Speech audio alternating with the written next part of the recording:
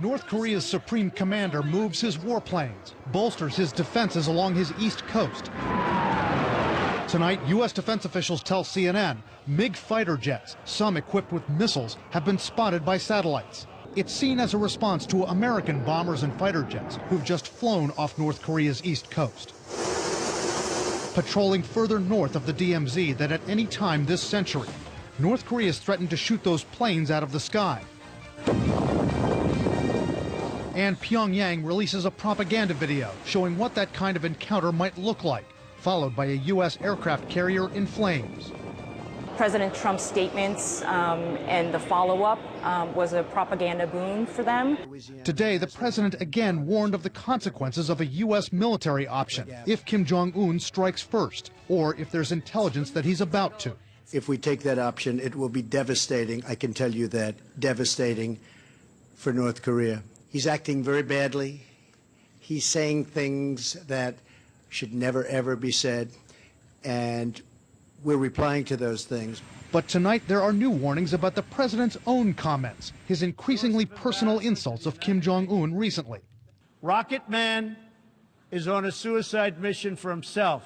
Little Rocket Man. We can't have madmen out there shooting rockets all over the place.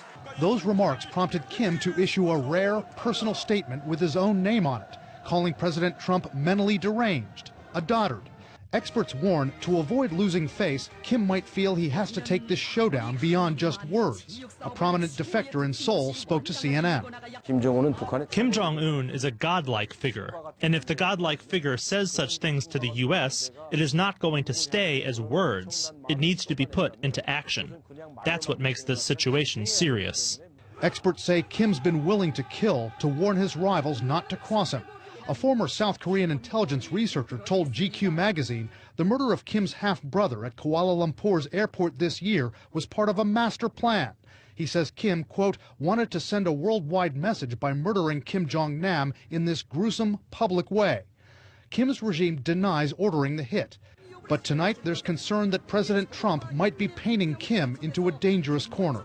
My concern is that cumulatively, this will all lead to some sort of horrible miscalculation where Kim doesn't take something seriously and he reacts, or he thinks there's going to be a U.S. or he thinks that there will be a U.S. attack, and he has a use or lose situation where he lobs the first nuclear weapon.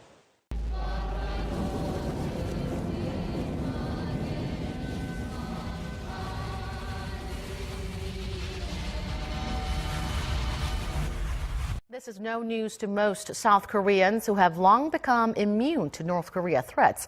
But many experts around the world are now voicing their opinions on how North Korea is unlikely to start a war it cannot win. This as many fear the chances of a nuclear exchange between the U.S. and the Hermit Kingdom are at their highest point in recent years. Yoo Jun-hee tells us more. CBS News, citing various pundits on Wednesday, says the survival of the regime in Pyongyang is its leader Kim Jong-un's top priority, despite behavior that could otherwise be seen as reckless and irrational. They also say that although Pyongyang may or may soon have the capability to devastate an American city with a nuclear-tipped ICBM, it's seen as having no ability to destroy the U.S. outright. However, amid the escalating war of words and brewing mistrust between Washington and Pyongyang, experts say even the slightest of miscalculations could easily trigger a full-scale war on the Korean peninsula. My concern is that cumulatively, this will all lead to some sort of horrible miscalculation where Kim doesn't take something seriously and he reacts. There are some observers who also fear that the world is closer to nuclear war than it has been at any time since the Cuban Missile Crisis in 1962. Although it's hard to predict the exact shape and form of a potential military conflict on the Korean peninsula, the death toll is easily expected to be in the hundreds of thousands, if not millions. Those fears continue to persist, with a harsh verbal tit-for-tat between the U.S. and North Korea showing no signs of cooling down at the moment.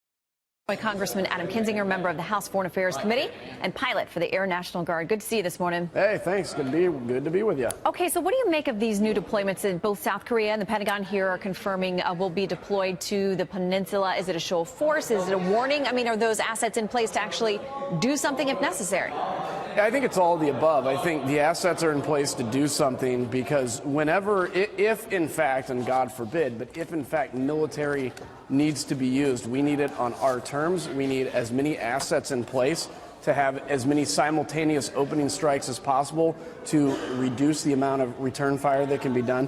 The other thing, though, is I think it sends a very strong show of force, not just to the North Koreans, but to the Chinese. The Chinese have as much of an interest of a not strong American presence in that region as the North Koreans do. So the more military we deploy to say, look, we're serious about this, it is empowering the diplomatic and economic instruments of power to hopefully compel the regime to denuclearize, because we cannot accept the Kim regime with nuclear weapons that can be delivered here when they've said they have every intention of doing it. A couple more interesting polls about how the president is dealing with North Korea on this issue of whether the tough talk the president has used, fire and fury and all these kinds of things, total destruction, whether it's working or not. 70% say they don't think it's helpful. 23% say they do think it's helpful. And when it comes to how we should deal with this moving forward, should we focus on diplomacy and sanctions? 61% say that's the key. 27% say threatening military action is actually the key. So what do you make of the administration's strategy for dealing with this regime thus far?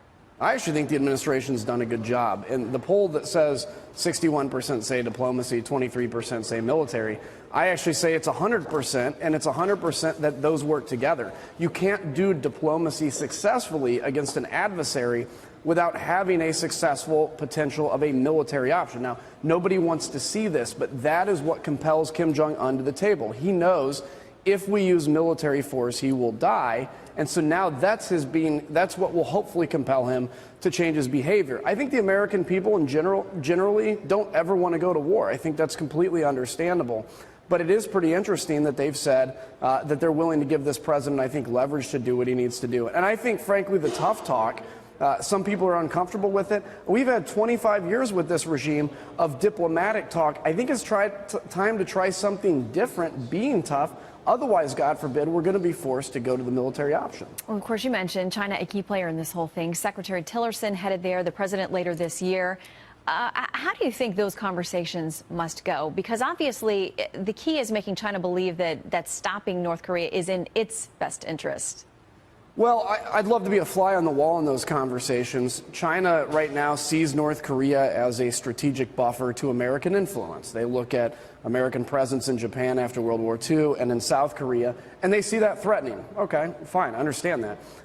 But they, to this point, have said having that crazy regime on their border is more in their interest than a potentially unified Korean peninsula. The United States, I think, needs to make it clear, and is, we're not focused on unification, but we are focused on a denuclearization of North Korea. And by the way, China, we know that 80-some% of all commerce between North Korea into North Korea goes through your border. And we know you can shut it down if you really want to. So I think that kind of pressure and leverage, as well as bringing it to the public, even being on TV and talking about what the Chinese are doing to enable North Korea, puts more pressure on them. All right, Congressman Adam Kinzinger, great to see you. Thank you, sir.